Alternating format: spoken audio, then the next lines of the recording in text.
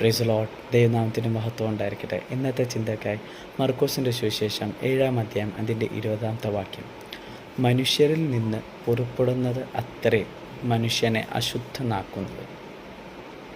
നമ്മുടെ ഉള്ളിൽ നിന്ന് പുറപ്പെടുന്നതാണ് നമ്മളെ അശുദ്ധമാക്കുന്നത്.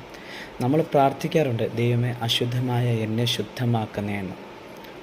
കാരണം നമ്മുടെ അകത്ത് അത്രയും അശുദ്ധത നിറഞ്ഞിട്ടുണ്ട്. എന്തുവാ നമ്മുടെ ഉള്ളിൽ നിറഞ്ഞിരിക്കുന്നത്?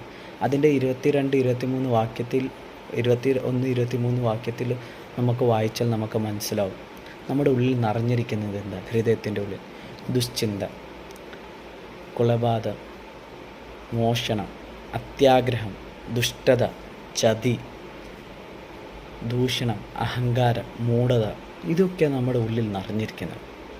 ഈ ദോഷങ്ങൾ നമ്മുടെ ഉള്ളിൽ നിറഞ്ഞുകൊണ്ട് നമ്മുടെ പുറത്തോട്ട് വരുമ്പോൾ ഇത് മാത്രമേ വരത്തുള്ളൂ. അതുകൊണ്ടാണ് നമ്മൾ അശുദ്ധമാകുന്നത്. നമ്മുടെ ഉള്ളിൽ എപ്പോഴും ഇതേ ഉള്ളൂ. മറ്റുള്ളവരെ ചതിക്കുക, അഹങ്കാരം നമ്മുടെ ഉള്ളിൽ നിറഞ്ഞിരിക്കുന്നു, ദുഷ്ടചിന്തകൾ നിറഞ്ഞിരിക്കുന്നു, ചതി, ഇതൊക്കെ നമ്മുടെ ഉള്ളിൽ നിറഞ്ഞിരിക്കുന്നത്. മോഷ്ടിക്കുക, അങ്ങനെയൊക്കെ, അത്യാഗ്രഹം, ഇതൊക്കെ മാറ്റുക. കർത്താവായ യേശു ക്രിസ്തു പറയുന്നത് നിങ്ങൾ ശുദ്ധമാകണം. എങ്ങനെ ശുദ്ധമാകുന്നത്?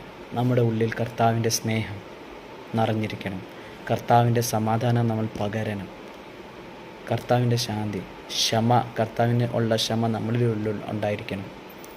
ഈ കർത്താവിൻ്റെ സ്നേഹം മറ്റുള്ളവർക്ക് കൊടുക്കുമ്പോൾ, സമാധാനം മറ്റുള്ളവർക്ക് പുറപ്പെടുവിക്കുമ്പോൾ മാത്രമേ നമ്മൾ ശുദ്ധമാകത്തുള്ളൂ. വെളിയിൽ നിന്ന് നമുക്കൊന്നും നമ്മുടെ ഉള്ളിൽ നമ്മളെ അശുദ്ധമാക്കത്തില്ല. നമ്മുടെ ഉള്ളിൽ നിന്ന് എന്തോ പുറത്തോട്ട് പോകുന്നത്, അതാണ് നമ്മളെ അശുദ്ധമാക്കുന്നത്. നമ്മളെ തന്നെ വിവേചിക്കുക, നമ്മളെ തന്നെ നമ്മൾ ശുദ്ധീകരിക്കുക. കർത്താവിൻ്റെ ആത്മാവിനാൽ ദൈവത്തിൻ്റെ സ്നേഹം, ദൈവത്തിൻ്റെ സമാധാനം എല്ലാവർക്കും പകരുക. ഇതാ കർത്താവ് ആഗ്രഹിക്കുന്നത്.